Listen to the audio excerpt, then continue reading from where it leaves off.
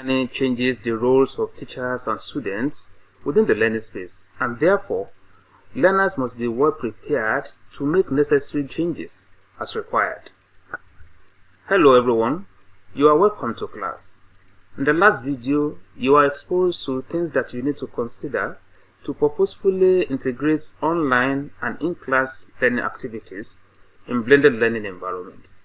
In this video, let us examine how you can prepare your students for blended learning setting. This will enable your students to adjust accordingly to the requirements of blended learning environment. Now, as I rightly mentioned, we are going to see how you can prepare your students for blended learning environment, because your students may be familiar with face-to-face tutorial, which is a component of blended learning, and they might also be familiar with self-managed learning in terms of giving them course material of self-learning material. But many of your students may not be familiar with online learning environment. So online learning environment becomes an unfamiliar instructional terrain for many of them. So you need now to prepare them to be able to make necessary adjustments and learn effectively in this blended learning setting. Now, you need to understand that the roles of students in blended learning setting are different from the face-to-face classroom interaction. So when you are introducing them to blended learning environment, there is a shift in students' role, as you have um, a shift in your roles as well as teachers. So your students need now to be adequately prepared. So the onus lies on the teacher to support learners when they are moving in this kind of blended learning settings. Now, first-time online learners usually notice the following adjustments within the learning space. So when you introduce blended learning to them, when you introduce face-to-face, okay, they are familiar with it, no problem. But when you introduce the online learning component, they notice major things. They notice some adjustments. Now, one of the things they notice in most cases is that they notice a different type of interaction and communication, different from face-to-face classroom interaction. Then they notice a new role for the instructor. They now see that the teacher is no longer a sage on stage. Rather, he is now a guide by the side. So the teacher is not dominating the entire instructional process again, as they used to have in the face-to-face. They notice a new identity as a learner, okay, because they have new roles as well. They notice challenges with the technology, okay. They also notice a unique design for learning. Now, all this require that you prepare them if you want them to be able to function and navigate the instructional terrain that you are blending together to deliver your content. Now, teachers need to prepare students to seamlessly navigate this instructional terrain because it's different. Okay.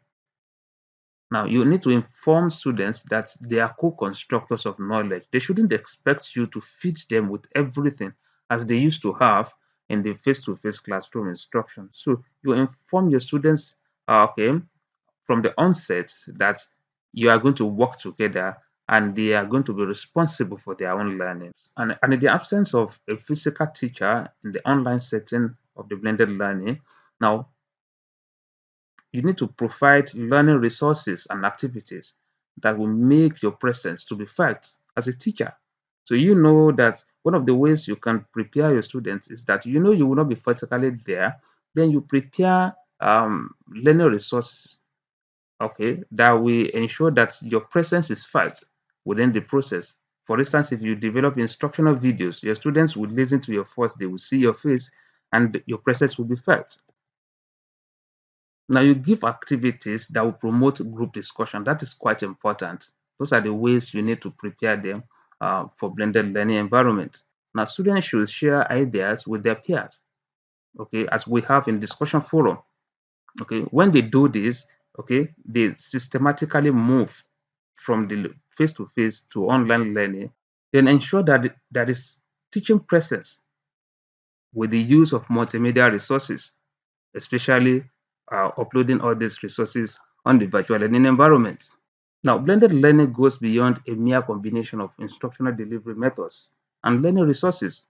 Okay, it goes beyond that. It includes a new perspective to teaching and learning with focus on learners.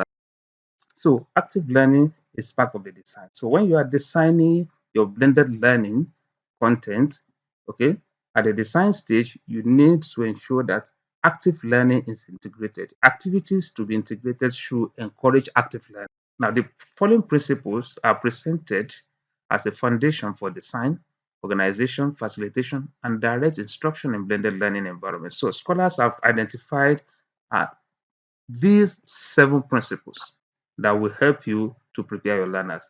Number one principle is that you need to design for open communication and trust.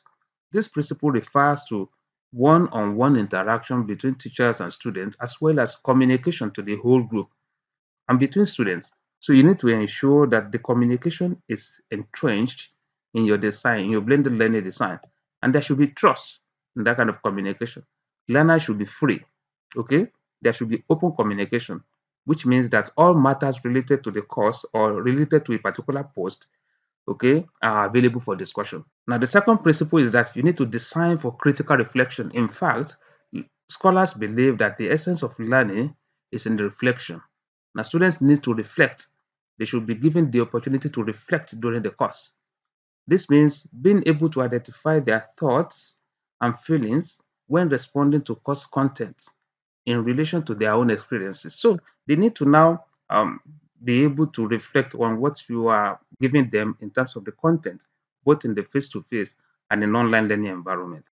Now, the third principle is that you need to create and sustain a sense of community. Now, interaction and collaboration are effective components of blended learning. So, learning is enhanced through collaborative engagement of learners with others. So, as learners review and share the content through online postings, the ensuing dialogue, whether in person or online, is where knowledge is constructed and assimilated. So they need to share ideas, discuss, and interact, whether in the class or in an online learning environment. Now, another principle is that you need to support purposeful inquiry. Now, inquiry-based learning refers to active intellectual processing during learning. They need to be able to question what you are giving them, reflect on it. It's not something they will just memorize. Okay, this is in contrast to passive acceptance and memorization of presented facts and information, as we have in the lecture method of instruction. Now, you need to ensure students sustain collaboration. Okay, your students, when you are building your students for future workplaces, and in the future workplaces they need interaction, they need collaboration. These are the skills that their future workplaces will require. So you need to ensure that you sustain collaboration. Okay, give them discussion forum questions, allow them to interact in the classroom, in class, and in online learning environment, allow them to interact. These are the way you can create collaboration, you can sustain collaboration. Collaboration should therefore be established, and when you establish it, it should be sustained. Then you need to ensure that inquiry moves to resolution. When you create a particular scenario, when you give them a particular scenario or a topic of discussion, then you need to conclude it. As an online facilitator, you need to guide learners to complete or resolve the inquiry under study. Okay. For instance, if you give them a discussion forum post, okay, then when they come online to discuss and make their posts in discussion forum, you should be there to weave their content, look at their content, give response. And at the end of the discussion forum, before the close of the discussion forum, you should be able to summarize and resolve issues. You need to resolve everything, okay, that has to do with that particular post before you close the discussion forum.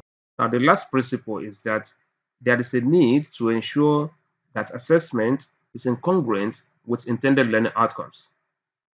In fact, there is a close relationship between learning outcomes and assessment. So you need to ensure that your learning outcomes has relationship with your assessment. Either self-assessment, peer assessment, or teacher assessment should be related to the learning outcomes. Thank you for watching. I'll see you in the next class.